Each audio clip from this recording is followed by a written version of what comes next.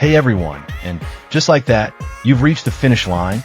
Huge congratulations on completing the tipping for WooCommerce course.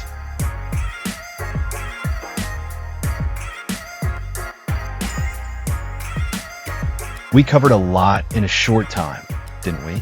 From understanding what this awesome plugin is and why you'd want it, whether it's boosting revenue or showing your team some love, to nailing that super simple installation process. Click, click, boom, installed.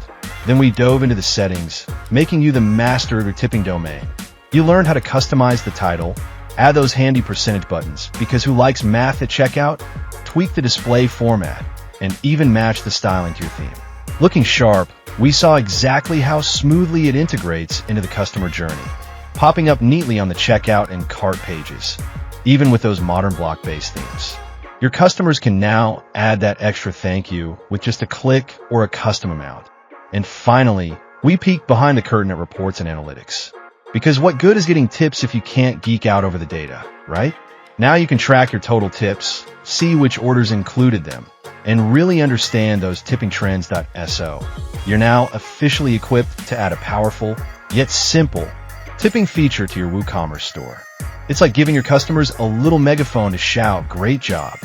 But with money, seriously though, the real value comes when you implement it. So go on, get that plugin configured, experiment a little, and start seeing the results. Thanks so much for learning with me. That's all for now. Happy tipping, and I'll catch you in the next one. Cheers!